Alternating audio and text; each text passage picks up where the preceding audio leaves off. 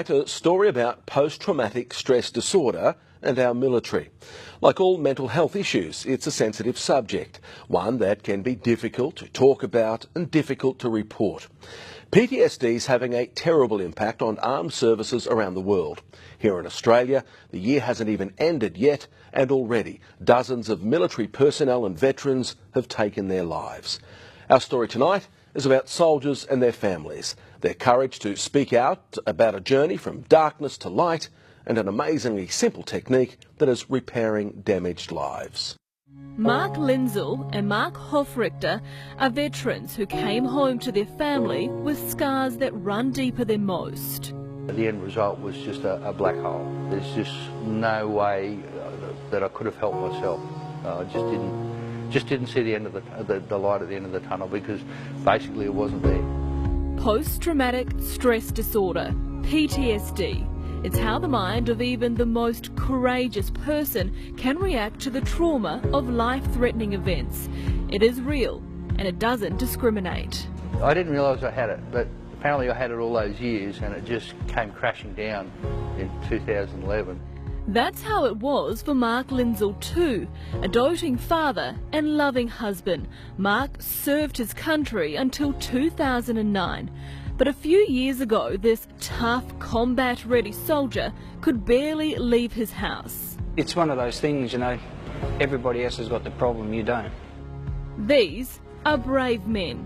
They were captured by PTSD, a depression so deep it stopped them communicating with their families and the world outside. For years, nothing made things better until a doctor persuaded them to try a remarkably simple solution. It's wrapped around a carefully crafted fitness regime and patience.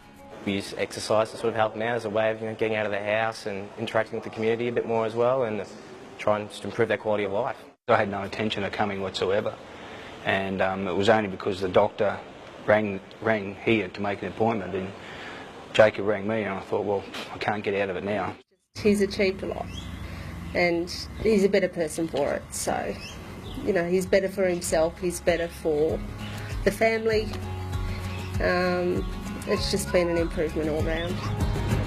Jacob Martinez has been working with the two Marks for a bit over a year. He helps manage the chronic pain of physical injuries and restoring confidence in themselves. They've come a long way.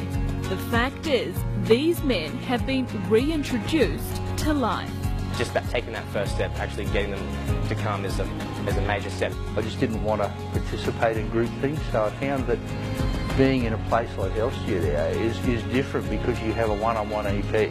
The happy little hermit that I was back then suddenly found that there was more to life again. Mark Linzel's wife Michelle has been there every step of the way on a journey that brought the family back from the brink. There's so many things that can make a difference. You know, this is just one of them, but, you know, if you don't try anything, you don't know.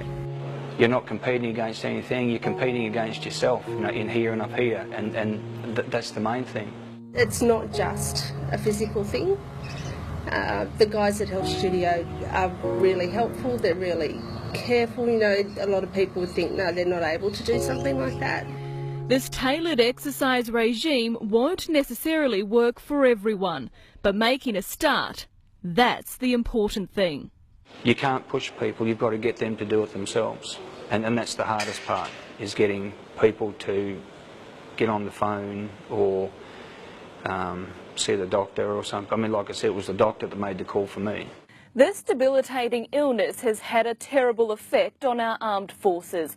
5 years ago, a staggering 28,250 veterans were recognised as having PTSD that can be attributed to their service. Since then, another 750 names have been added to the list, and they're only the ones we know about.